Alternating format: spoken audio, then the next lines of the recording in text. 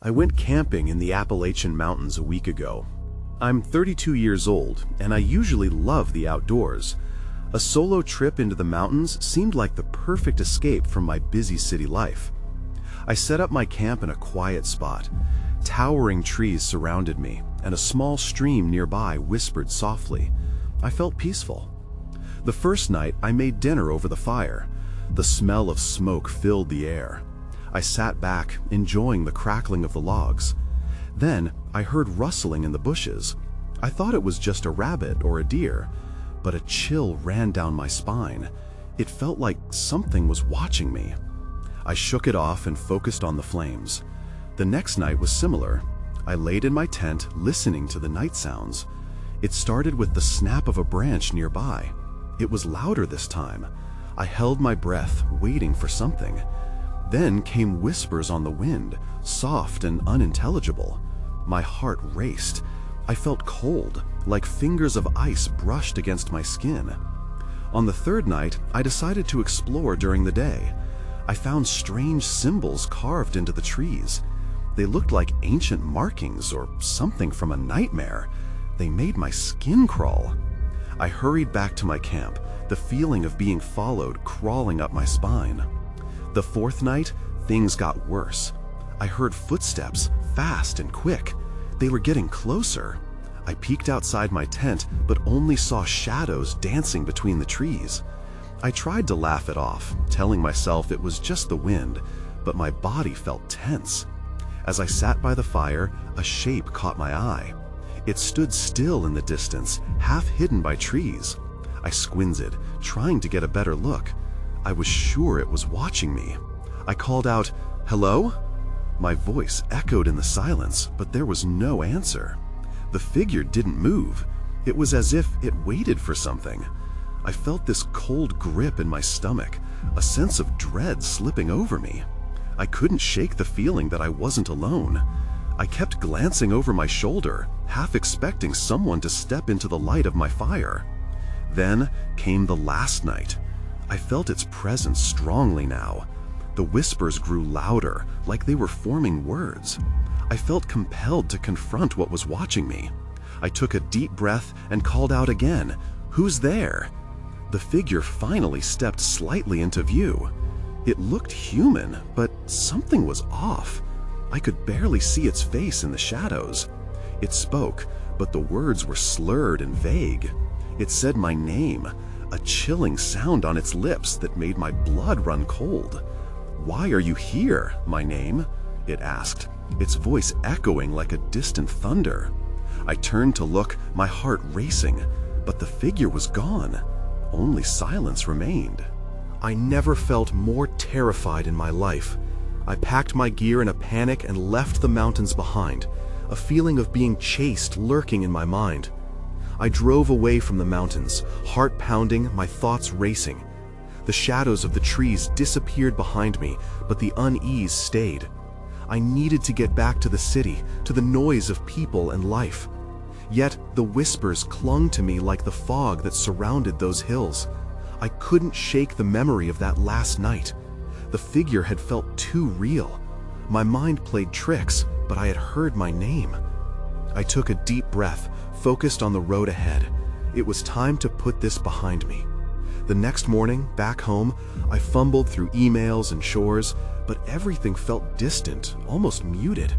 The coffee brewed, filling the kitchen with a familiar smell. I had every intention of moving forward, but the connection to those woods was taut in my mind. I decided to jump online and see what I could find. As I scrolled through articles about the Appalachian Mountains, a headline caught my eye: "Local Legends and Lore, Mysteries of the Appalachian Mountains." My hands shook slightly as I read through stories of lost travelers and strange sightings. And then I saw it, a description that seemed to match my experience. The Watcher. Legend said it was a spirit that lured people into the woods, using soft whispers to draw them closer. My skin prickled as I read about those who had encountered it and never returned. I shut my laptop, thoughts swirling.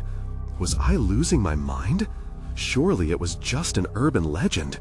But then a knock echoed from my front door. I froze. My heart dropped. Who could be visiting me? I peeked through the window but saw no one. I took another breath and opened the door cautiously. Standing there was a man, unkempt with wild eyes. He wore a backpack that looked as worn as his clothes. He looked at me with an intensity that sent my heart racing. "I saw you in the mountains," he said, his voice shaky.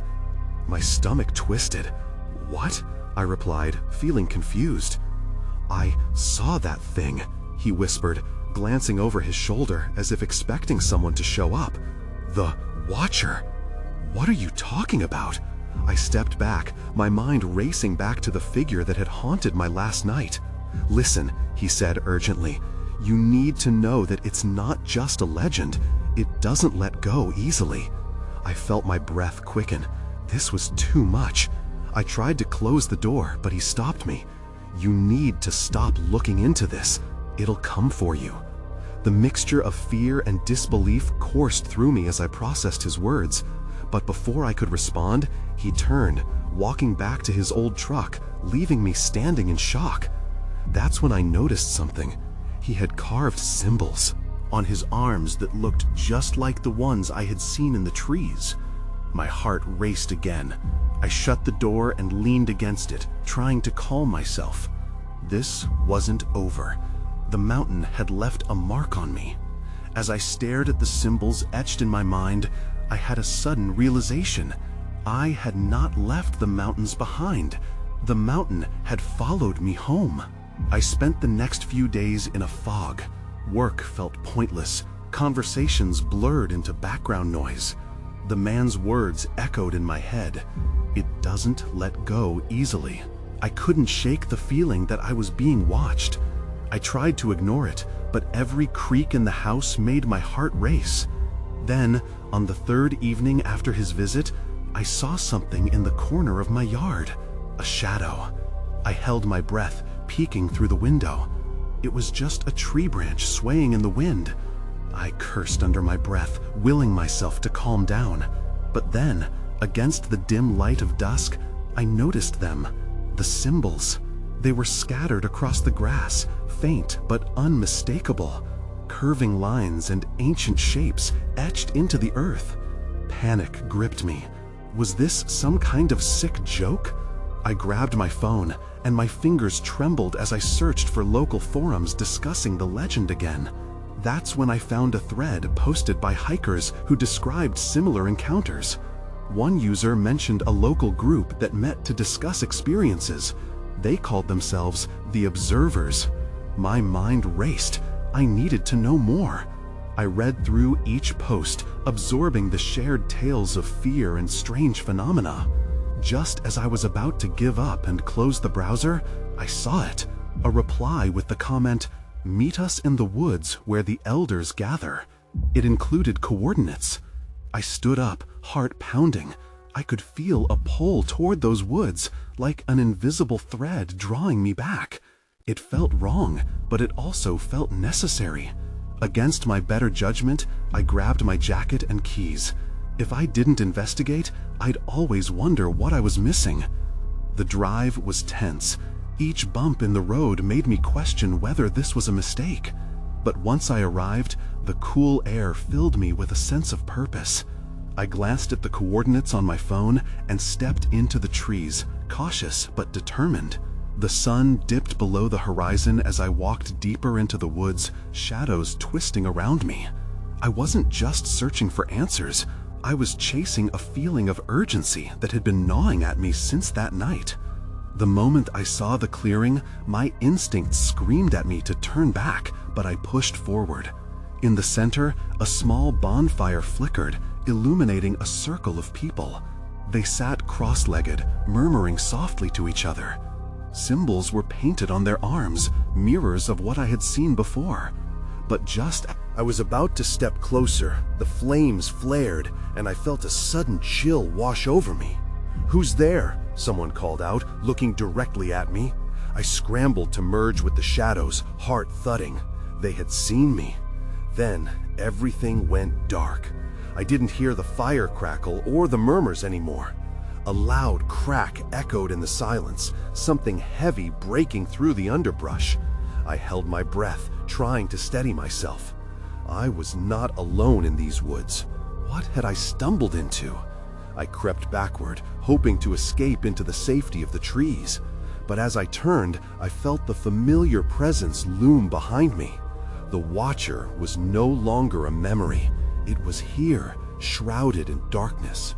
The game had changed, and now I was a player in a story I couldn't control. I froze, a cold sweat forming on my forehead. The darkness around me was thick and suffocating, the air eerily still.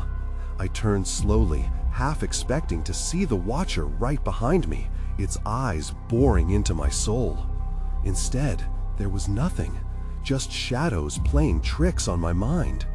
My instincts urged me to run, but I couldn't let fear dictate my actions. I needed to know what was happening, even if it terrified me.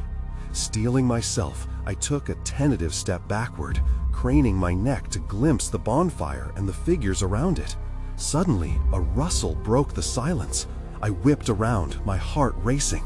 The sound came again, heavier this time. Without thinking, I dove behind a large tree, using it as a barrier between me and whatever was in the dark. I felt like I was in a nightmare where every movement was amplified and every sound meant danger. With my back pressed against the rough bark, I listened. The murmurs of the group filtered through the trees, distorted and unintelligible. They were still talking among themselves, completely unaware of my presence. Then I heard it, a low voice, deeper than the rest. "We can't wait much longer. It will return." My skin prickled as the hairs on the back of my neck stood on end. What would return? I glanced back toward the light of the fire, the shadows stretching and morphing as they danced. Fear clutched at my chest. Should I leave?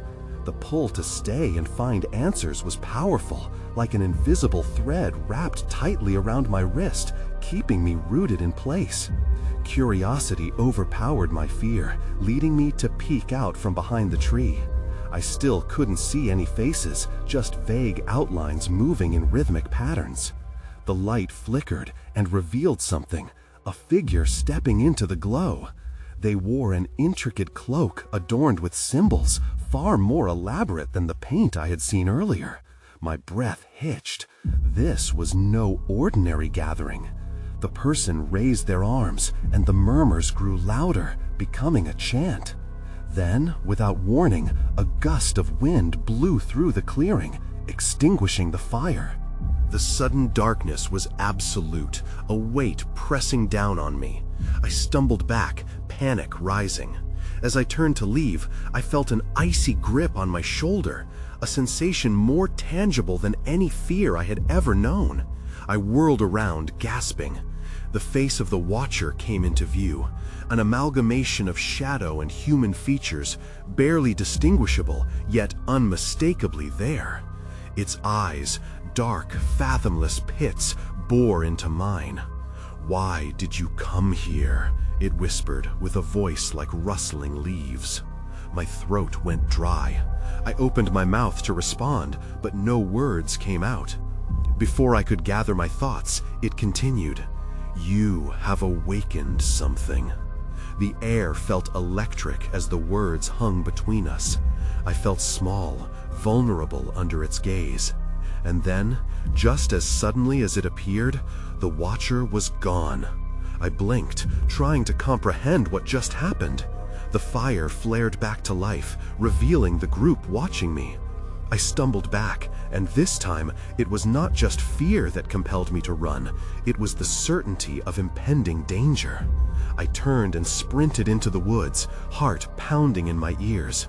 I needed to escape, but deep down, I knew it was already too late. Whatever was awakened, it wouldn't let me go easily either. The moment I broke from the trees, the night air felt different, charged, like the calm before a storm.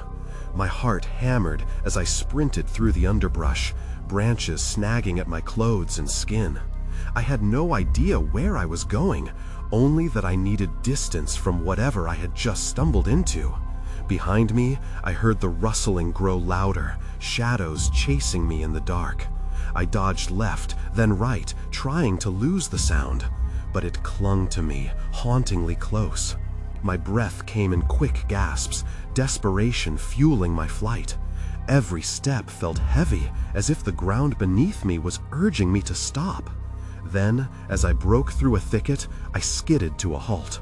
There was a clearing ahead, moonlight breaking through the canopy above, illuminating a small pond. My instinct screamed for me to keep moving, but my legs were leaden from terror. I could barely think of anything but the weight of the watcher's gaze lingering in my mind. I ventured closer to the water's edge, seeking momentary refuge. The surface reflected the moonlight, forming a silvery disk. I crouched down, trying to calm my racing heart, when I noticed something stirring beneath the water. My gut twisted. I wasn't ready for more horror, but the pull of curiosity was too strong. That's when I saw it. A flash of movement, dark and serpentine. My breath hitched again as the shape broke the surface. A pale, slender hand emerged, fingers clawing desperately at the air. I recoiled, almost losing my balance. Was this another spirit? A person trapped in some dark dimension? I wanted to scream, but the words wouldn't come out. I turned to run back into the trees, but the sound of footsteps halted me. The group from the fire had followed. Panic surged through me as I spotted them emerging into the clearing, eyes glinting in the moonlight, expressions unreadable. "Stay back!" I shouted, an edge of frenzy in my voice. They'd seen me now. I could feel their attention like a physical weight pressing down on me. "Help it!" one of the cloaked figures called out, pointing toward the pond. "You have to help! It needs you!" What? The urgency in their voice confused me. What did they want from me? I didn't know how to help that creature, or whatever it was. I was terrified and lost. The darkness behind me stirred again, whispering in a language I couldn't understand. I felt the familiar chill creep up my spine. The watcher was near, lurking in the shadows once more. "Help it!" The chant had shifted to my name, echoing in my ears. "You must help! It awakens!" I stumbled backward as the figure stepped closer, revealing a face concealed beneath the hood. My pulse quickened. Even in the dark, I could see the glint of something sharp in their hand. Then, as I moved to escape, the ground trembled beneath my feet. Everything started to blur. The water in the pond bubbled violently, and the shadows surrounding me twisted into familiar shapes. I turned to run, but it felt different this time. I was trapped. As the darkness closed in, I caught a glimpse of the watcher in the shadows, its eyes aflame. A realization washed over me. I hadn't just awakened something. I had become part of it. Everything went black. When I opened my eyes, I was lying on the ground, still in that eerie clearing. The moon bathed everything in a ghostly light, but I felt different, disoriented, as if I'd been yanked from one reality to another. I pushed myself up, glancing around. The fire circle was gone. The figures were shadows now, lingering at the edge of the trees, their voices reduced to barely audible whispers. The pond bubbled softly, but the hand was no longer there. Had I imagined it all? The weight of dread settled in my stomach. I stood, my legs shaky, and took a step back. That's when I noticed something shimmering on the ground where I had been lying. I leaned down to pick it up. It was a pendant, silver and intricate, shaped like a twisted vine. Confusion mounted as I turned it over in my hand. It felt warm, too warm for something touched by the night air. I clutched it tightly, the rough edges biting into my palm. A flicker of movement caught my eye, and I looked up to find one of the cloaked figures stepping cautiously toward me. "Please," they said, voice barely a whisper. "You need to listen." I took several steps back. The last thing I wanted was to engage with them. "What happened? What do you want from me?" Me? Their hood fell back slightly, revealing a face that looked both familiar and foreign, features contorted in desperation. You came for a reason. Do you not remember? A jolt of fear raced through me. My memories felt fragmented, like pieces of a shattered mirror. I don't understand. What reason? The figure gestured toward the water. The entity. It wants to break free. You awakened it. You, the one with the pendant. You are connected. I didn't mean to do anything, I shouted, panic rising. I just wanted to get away. As I spoke, shadows in the trees stirred. They seemed to thicken, crawling with intent. I felt the Watcher's presence again, cold and oppressive. They weren't just shadows. They were looking for something, waiting for the right moment to strike. Listen, the figure insisted, their eyes earnest. You have to help us. You must join with it, embrace it, or it will consume you. Join with it, I repeated, incredulous. Are you out of your mind? I don't want anything to do with any of this. But I clutched the pendant tighter, feeling the warmth radiate from it. It pulsed softly, as if responding to my fear. I had no idea what it meant to join with anything, and yet a part of me shuddered at the thought of being consumed. The whispering escalated, the shadows writhing closer. I felt their hunger, their impatience. I didn't just have choices. I was running out of time. Make your decision, the cloaked figure urged, voice rising above the whispers, before it's too late. I looked between the dark trees and the pond, where I felt something watching me again. An energy, a call I didn't quite understand. The ground felt unstable beneath my feet, and I realized the shadows were not merely threatening me. They were hungry. I swallowed hard, heart pounding. What if I refuse? Before they could answer, a deafening roar echoed from the pond, and the water began to swell. I could barely breathe as the shadows lunged forward. Then I understood. I was caught in a web of forces greater than myself, and the choice wasn't mine to make anymore. The darkness closed in, and I braced for impact. The moment the darkness engulfed me, my instincts kicked in. I turned and ran, feet pounding against the forest floor. The pendant swung wildly from my neck, a weight I couldn't afford to ignore. Behind me, the shadows surged like a tide, their relentless whispers growing more urgent. I stumbled, the underbrush snagging at my legs, but I didn't dare slow down. The panic roared in my ears, drowning out the quiet beauty of the night. The moon that had once seemed so serene now felt like a spotlight illuminating my fear. Ahead, the trees parted slightly, revealing a narrow path cutting deeper into the woods. I veered towards it, sensing it might lead me away from the encroaching darkness. The shadows behind me writhed, echoing my frantic pulse. I could feel them reaching, hungry for something I couldn't comprehend. Suddenly, a flash of light flared from the pendant. I stumbled to a halt and looked down. The intricate design seemed to come alive with a glow that pulsated through my fingertips. Was this supposed to help me? Fear and confusion battled within me. Just then, a figure emerged from the trees, stepping into the light. It was another cloaked silhouette, but this time the hood was down, revealing a woman with striking features. Her eyes glowed faintly, mirroring the light of the pendant as she raised her hands. "Stop, you're in danger," she said, her voice strong yet calm. "They are drawn to you." "Who are you?" I gasped, confused by her sudden appearance. "What do you mean, drawn to me?" "There's no time. You received the pendant, and now they think you can control what's rising." "Control?" I repeated, bewildered. "I don't want anything to do with this." "The longer you resist, the more powerful they become." She glanced at the shadows, now drawing closer, their whispers swelling with rage. "You must embrace your connection. Trust me." "No," I shouted. "How can I trust you? You're just like them." Her eyes narrowed, frustration flickering across her face. "I was chosen to guide you. I came to help you understand your role before it's too late." Behind her, I saw the shadows coalescing into a wretched mass, close enough to feel their chilling breath.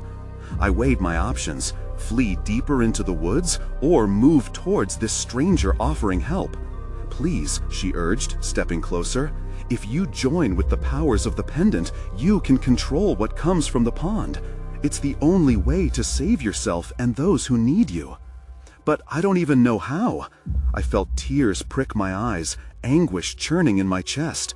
I was terrified, desperate to escape, but scared of the unknown. She reached out, palm upward. "You do know. Deep inside, it's there. Let the pendant guide you." The shadows rippled behind her, their frustration palpable. I imagined them reaching for me, clawing at the very essence of my being. Then everything shifted. Just as I took a breath to argue, the pendant flared brighter, the power resonating deep within me. I felt it connecting to something vast, something ancient lurking below the surface of reality. I had a single, fleeting thought. This was it. I had to choose before the darkness consumed everything around me. That's when I heard a familiar voice whispering from the depths of the clearing. "Awaken." And with that, the ground beneath me trembled. The ground quaked violently, sending a jolt of fear straight through me.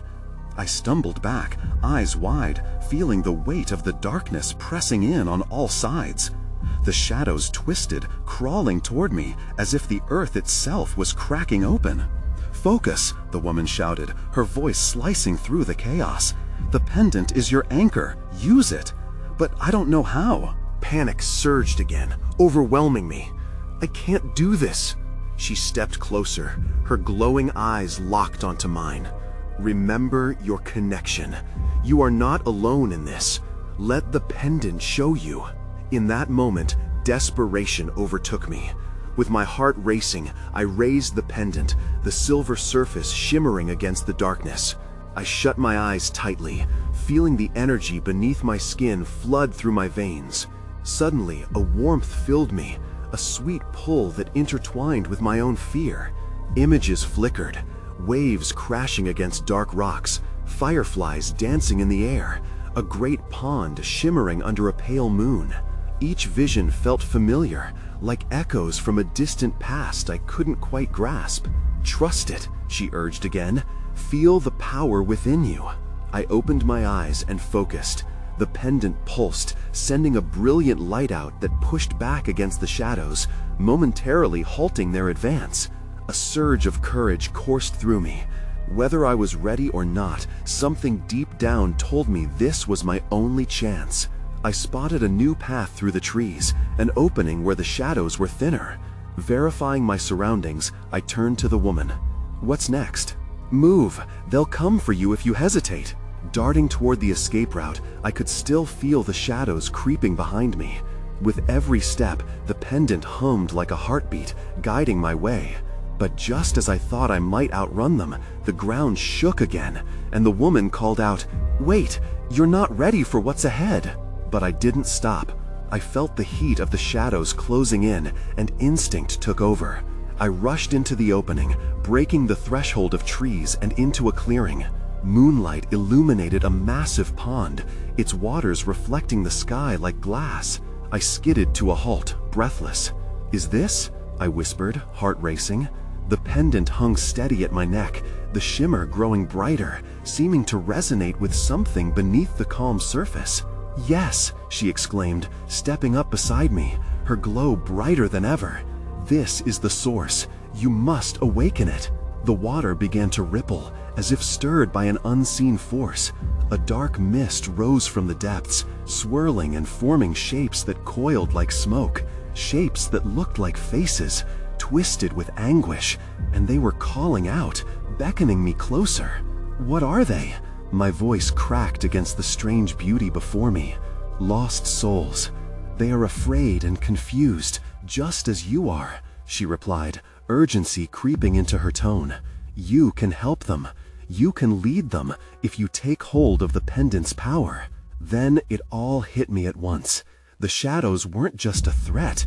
They were terrifyingly connected to me. And the darkness I had been running from might be the very thing I needed to understand. Before I could react, a chilling scream pierced the air, erupting from the pond.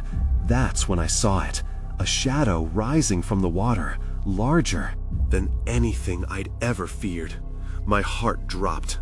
The shadow loomed over the pond, stretching and writhing like a living nightmare. My breath caught in my throat. It was a formless mass at first, but as it rose, something like a face began to emerge, a grotesque visage twisted in despair. "Don't let it consume you," the woman shouted, urgency lacing her words. "You need to stand firm. Use the pendant." I raised the pendant higher, feeling the warmth spread through me again. The light flickered just as the shadow reached closer, pushing against my instincts to flee. But I remained rooted in place. Something about the figure drew me in. Maybe it was the pain etched in those haunting features, or perhaps a flicker of recognition. "Please," I whispered, unsure if I was talking to the shadow or myself. "What do you want?" The shadow paused. It pulsed and swayed, and I could almost hear a chorus of whispers rising from the water, a chorus of those lost souls. They weren't just screaming, they were pleading, desperate for release. "Help them," the woman urged, stepping closer, her light brightening. "You have the power to break the cycle." I closed my eyes again, summoning every ounce of my courage. A vision flashed through my mind. A scene from long ago, a gathering around a fire, laughter echoing in the empty night. I felt a deep connection to both the darkness and the light. With a deep breath, I began to focus on the pendant.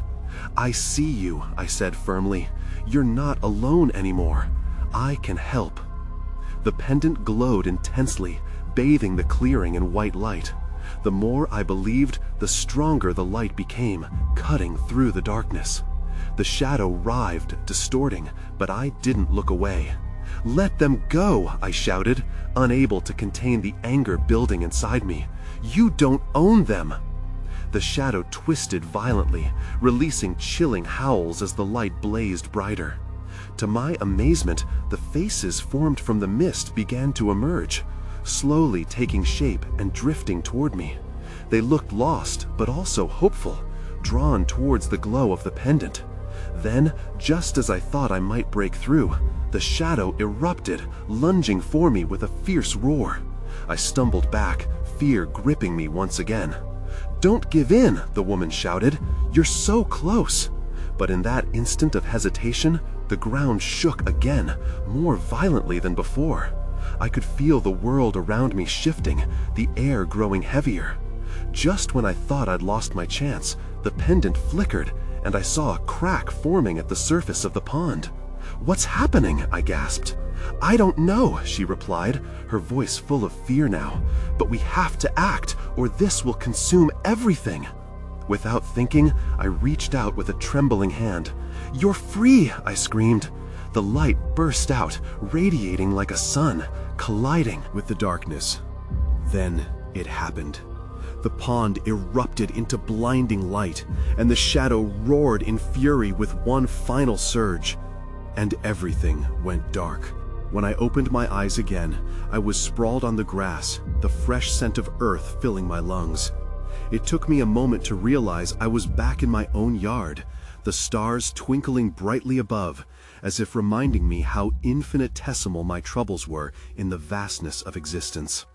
I blinked, stunned, trying to grasp the events that had unfolded in those woods. My heart raced, a dissonance between relief and confusion coursing through me.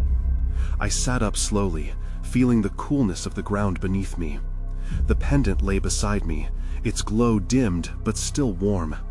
Reaching for it, I turned it over in my hands, the intricate design etched into its surface, almost pulsating gently. What had just happened? Where was the woman? The shadow? The memories flickered like fireflies in my mind. An urgent but hazy chain of events, each moment dripping with tension and terror. Overhead, a few clouds drifted past, casting fleeting shadows on the moonlit grass. I glanced around, half expecting the darkness to creep back in, that oppressive presence waiting in the wings. But all I heard was the quiet rustle of leaves and the distant croaking of frogs. The night felt deceptively peaceful, yet I couldn't shake the anxious knot forming in my stomach. Had I truly escaped, or was I simply biding my time until the darkness returned to collect its due? As I rose to my feet, something caught my eye from the corner of the crumbling path leading back to the woods. Drawing closer, my breath hitched. There lay the remnants of the clearing, the thin, untamed border of trees and underbrush where I had faced the watcher. My heart pounded as I searched the darkness for signs of the group or that shadowy figure. Was this the same, or had I altered something fundamental by confronting the entity? Then, amidst that uncertainty, I noticed something. Symbols in the dirt, faint but familiar, similar to the ones I had seen carved into the trees. They no longer sent chills down my spine, but rather a sense of unresolved mystery. I knelt and traced one with my fingers, attempting to decipher its meaning. That's when I recognized the truth hidden in them. These symbols were a warning and an invitation. Somehow, they bound my fate to the woods. I couldn't pretend that connection didn't exist. As I contemplated my next move, fatigue washed over me. I turned to leave, to lock the door behind me and shut out the remnants of those haunting nights. But then a whisper rode on the wind, faint yet piercing, and I froze. Help them. It was the same voice that had urged me before, resonating within me as if it had taken root in my very bones. What did it mean? I didn't know if the echo belonged to the lost souls, or if it signified a deeper call. I felt that familiar tug, an anchor to the unknown, but my heart was weary from the burden of it all. The shadows had receded, but would they linger just beyond the veil of consciousness, or had I truly banished them? I stepped back, looking over my shoulder at the starlit woods. Deep down, I realized those experiences had marked me in a way I couldn't fully comprehend, weaving a thread of connection that would never unravel. I didn't want to go back, yet part of me felt the inevitable draw of those ancient woods, waiting and watching for my return. With a heavy sigh, I walked back towards my house, the door creaking as I closed it gently behind me. As I leaned against it, breathless, I knew I couldn't escape what was left behind. I might never know the full extent of that night, the creature that lurked just below the surface, the energy mingling with the shadows, or what had occurred that night in the pond. But I also understood this much: the experience had indelibly changed me. I would have to confront it again at some point. The questions left unanswered would hover just out of reach, reminding me of the darkness that had briefly ensnared my existence. I moved towards the window and peered out at the woods again. Somewhere in the depths of those trees lay the unknown, uncertain but calling, as I felt the ghost of something stir within me, waiting for the right moment to rise once more.